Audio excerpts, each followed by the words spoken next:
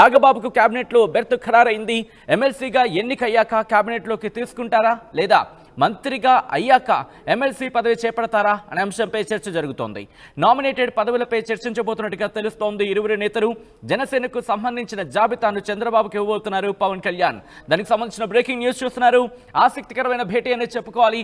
ఎందుకంటే మరికొద్ది రోజుల్లో ఆయన ప్రమాణ స్వీకారం చేస్తారంటూ చర్చ జరుగుతోంది నాగబాబు అంశానికి సంబంధించి. ఈ నేపథ్యంలో ఇప్పుడు ముఖ్యమంత్రి చంద్రబాబుతో డిప్యూటీ ముఖ్యమంత్రి పవన్ కళ్యాణ్ భేటీ ఆసక్తి నెలకొంది. ప్రభుత్వ పరమైన అంశాలతో పాటు నాగబాబు ప్రమాణ స్వీకారానికి సంబంధించిన ముహూర్తం మీద కూడా చంద్రబాబుతో పవన్ కళ్యాణ్ చర్చించబోతున్నట్టుగా తెలుస్తోంది. ఇప్పటికీ నాగబాబుకు కేబినెట్లో బెర్త్ ఖరారైన నేపథ్యంలో ఎమ్మెల్సీగా ఎన్నికయ్యాక కేబినెట్లోకి తీసుకుంటారా లేకపోతే మంత్రిగా ప్రమాణ స్వీకారం చేసిన తర్వాత ఎమ్మెల్సీ పదవి చేపడతారా అనే అంశంపై చర్చ జరుగుతోంది. ఆ అంశానికి సంబంధించిన క్లారిటీ వచ్చే అవకాశం ఉంది. మా ప్రతినిధి కృష్ణమోహన్ అప్డేట్స్ అందించేందుకు సిద్ధంగా ఉన్నారు లైవ్లో. కృష్ణమోహన్, ఇటు ఆంధ్రప్రదేశ్ ముఖ్యమంత్రి నారా చంద్రబాబు నాయుడు, డిప్యూటీ ముఖ్యమంత్రి పవన్ కళ్యాణ్ వీరిద్దరికీ సంబంధించి భేటీ ఎన్ని గంటలకు జరగబోతోంది, ఎన్ని గంటలకు ప్రారంభం కాబోతోంది, ఏ అంశాలు ప్రధానంగా డిస్కషన్కి వచ్చే అవకాశం ఉంది, నాగబాబు అంశం ఈరోజు క్లారిటీ వచ్చేస్తుందా? ఎస్ సత్యన్, మొత్తం మీద నాగబాబు అంశం మంత్రివర్గంలో తీసుకోవడం, మంత్రివర్గ ప్రమాణం కూడా ఎప్పుడు అనేది ఈరోజు ఫైనల్ అయ్యే పరిస్థితి ఉంది. ఇప్పుడే ఏదైతే పోలవరంలో తన పర్యటన ముగించుకొని అక్కడే హెలికాప్టర్లో బయలుదేరిన ముఖ్యమంత్రి మరొక కాసేపట్లో ఒక 20 నిమిషాల్లో అమరావతి చేరుకోబోతున్నారు. ఇక్కడికి వచ్చిన తర్వాత వెంటనే పవన్ కళ్యాణ్ కూడా ఇక్కడికి వచ్చే పరిస్థితి ఉంది. వీళ్ళిద్దరు భేటీ దాదాపుగా ఒక అరగంట పాటు భేటీ జరిగే పరిస్థితి అయితే ఉంది. పాలనాపరమైన అంశాలు కొన్ని ఉన్నప్పటికీ కూడా ప్రధానంగా నాగబాబుకు సంబంధించిన డేట్ ముహూర్తం, మంత్రిగా ఎప్పుడు ఆయన ప్రమాణ స్వీకారం చేస్తారనే ముహూర్తాన్ని పవన్ కళ్యాణే చంద్రబాబుకు చెప్పబోతున్నారు. తర్వాత అదే విషయం చంద్రబాబు గవర్నర్కి చెప్పే పరిస్థితి అయితే కనబడుతుంది. ఏ రోజు మంత్రిగా ప్రమాణ స్వీకారం చేస్తారని ఒక చర్చ అయితే జరుగుతుంది. అయితే శాఖలకు సంబంధించిన వ్యవహారంలో కూడా ఒక చర్చ అయితే జరుగుతుంది. శాఖలకు సంబంధించిన వ్యవహారంలో నాగబాబుకి ఏ శాఖ ఇవ్వాలి అంటే, కొంత మంత్రుల దగ్గర 3-4 శాఖలు ఉన్నాయి కాబట్టి ఆ నేపథ్యంలోనే కొంత మంత్రుల దగ్గర ఉన్న ఒక్కొక్క శాఖను తీసి ఈయనకి ఇవ్వడమా, లేదు ముఖ్యమంత్రి దగ్గర ఉన్న కొన్ని శాఖల్లో 1-2 శాఖలు ఏమైనా నాగబాబుకి ఇస్తారా అనేది కొంత చర్చ జరుగుతుంది. దాని మీద ఇంకా కొంత సమయం పెట్టే పరిస్థితి అయితే కనపడుతుంది శాఖలకు సంబంధించి. కానీ ఎప్పుడు ప్రమాణ స్వీకారం జరగబోతుంది, ఎప్పుడు గవర్నర్ టైం ఇచ్చారు అంటే, గవర్నర్తో ఇప్పటికే సీఎంఓ సంప్రదింపులు చేసింది. కానీ ఏ రోజులు ఆయన 2-3 డేట్లు చెప్పారు. ఆయన ఫ్రీగా ఉండాలి కాబట్టి ఆయన 2-3 డేట్లు అయితే చెప్పారు. బహుశా ఈ 2-3 రోజుల్లోనే మంత్రివర్గ నాగబాబు మంత్రిగా ప్రమాణ స్వీకారం చేస్తారనేది ఒక క్లారిటీ వస్తుంది. ఈరోజు మరి కాసేపట్లోనే చంద్రబాబును కలవడానికి, ముఖ్యమంత్రిని కలవడానికి డిప్యూటీ సీఎం పవన్ కళ్యాణ్ కూడా నేరుగా ఇక్కడికి వస్తున్న నేపథ్యంలో సో వీళ్ళిద్దరి మధ్య ప్రధానమైన చర్చ అయితే దీనికి సంబంధించి జరగబోతుంది. ఈ చర్చకు సంబంధించిన తర్వాత డేట్ ఫిక్స్ అయిన తర్వాత ఆ డేట్ ప్రకారం నాగబాబు ప్రమాణ స్వీకారం అయితే జరుగుతుంది. మరి కాసేపట్లో ఒక 20 నిమిషాల్లోనే ముఖ్యమంత్రి పోలవరం నుంచి బయలుదేరారు. ఇప్పుడే ఆయన అమరావతికి నేరుగా చేరుకోబోతున్న పరిస్థితి అయితే మనం చూస్తున్నాం. సచిన్, కృష్ణమోహన్, ఈ అంశంతో పాటు ఇంకా ఏ అంశాలు ప్రధానంగా చర్చకొచ్చే అవకాశం కనిపిస్తోంది? ఎందుకంటే ఇద్దరు నేతలు కూడా భేటీ అంటే కనుక ముఖ్యమంత్రి, డిప్యూటీ ముఖ్యమంత్రి ఇద్దరు భేటీ అవుతారంటే అనేక అంశాలకు సంబంధించి ఉత్కంఠ నెలకొంటూ ఉంటుంది. సో ఇంకా ఏ అంశాలు చర్చకొచ్చే అవకాశం కనిపిస్తోంది ఇక్కడ? ఎందుకంటే రీసెంట్ గా కాకినాడ పోర్టు అంశం చాలా తీవ్రంగా వస్తోంది. ప్రధానంగా ఇప్పుడు రేషన్ బియ్యంకి సంబంధించిన వ్యవహారంలో ఇప్పుడు గతంలో ఎవరైతే పవన్ కళ్యాణ్ మీద కావచ్చు, లేకపోతే తెలుగుదేశం నేతల మీద కావచ్చు, పేర్ని నాని మాజీ మంత్రి పేర్ని నాని వ్యవహరించిన తీరు, ఆయన మాట్లాడిన వ్యవహారాలు ఇవన్నీ కూడా కొత్త ప్రభుత్వానికి గుర్తుపెట్టుకుంది.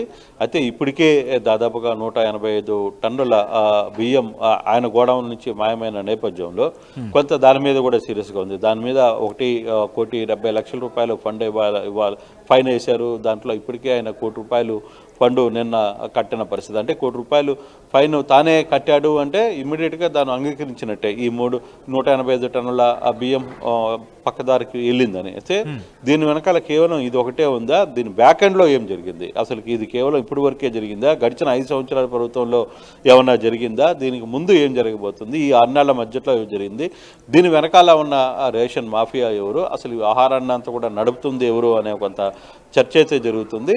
ఆయన్ని పవన్ కళ్యాణ్ సంబంధించి ప్రధానంగా పవన్ కళ్యాణ్కి నానికి కొంత కోల్డ్ వార్ జరుగుతోంది. ఎందుకంటే పవన్ కళ్యాణ్ ఎప్పుడైతే గతంలో మాట్లాడాడో వెంటనే పేరు నాని పవన్ కళ్యాణ్ మీద మాట్లాడే పరిస్థితి ఉండేది. వాళ్ళిద్దరి మధ్య కొంత కోల్డ్ వార్ జరుగుతుంది. అందుకే మచిలీపట్నానికి తదే పదంగా గతంలో కూడా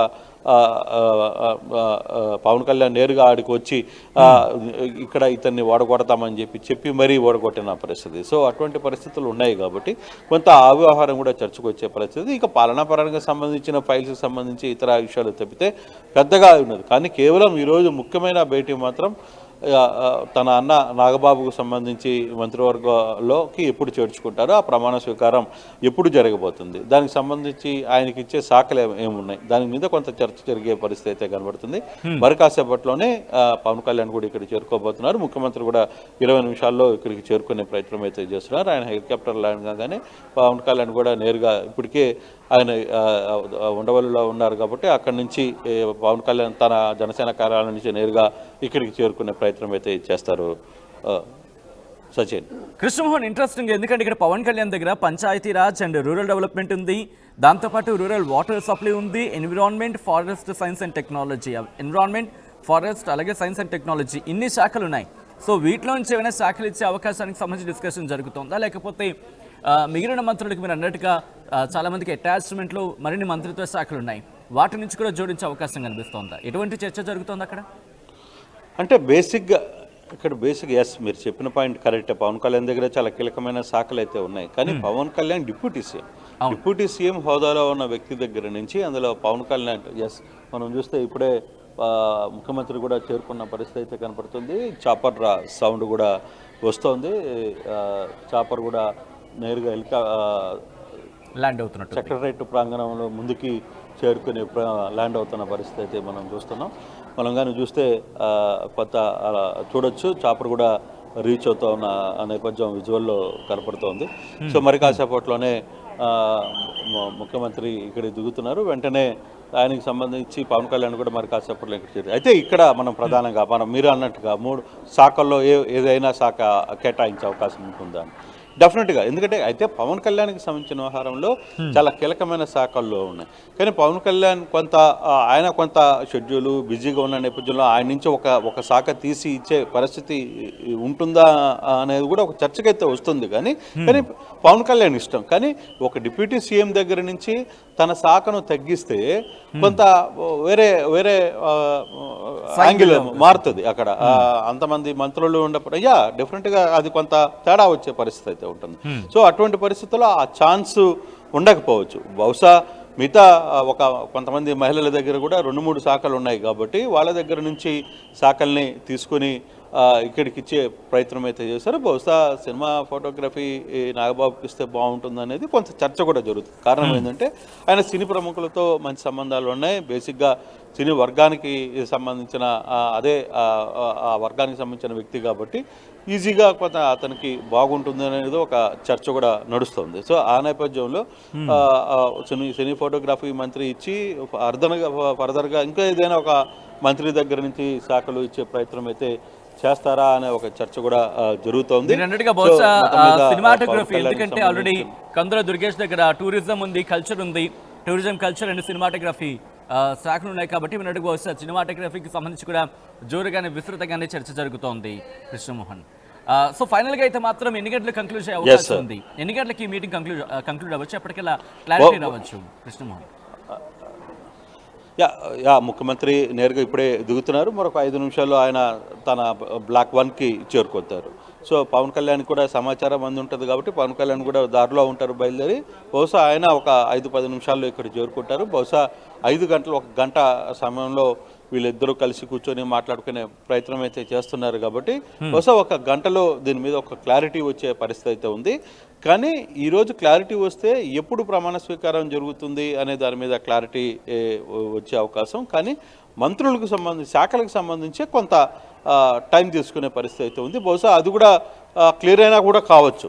బట్ దాని మీద అయితే కొంత చర్చ అయితే జరుగుతుంది. ఫర్దర్గా ఎవరి దగ్గర నుంచి ఏ శాఖను తీస్తే ఎలా ఉంటుంది అనే ఒక చర్చ అయితే జరుగుతోంది. Sachin, right Krishnamohan, thanks for update. మొత్తంగా అయితే మాత్రం మరి కాసేపట్లోనే ముఖ్యమంత్రి చంద్రబాబుతో డిప్యూటీ ముఖ్యమంత్రి పవన్ కళ్యాణ్ భేటీ కాబోతున్నారు. ప్రభుత్వపరమైన అంశాలతో పాటు నాగబాబు ప్రమాణ స్వీకార ముహూర్తం అయ్యేది కూడా. అవును, ఆ ముహూర్తానికి సంబంధించి కూడా చంద్రబాబుతో పవన్ కళ్యాణ్ చర్చించబోతున్నారు.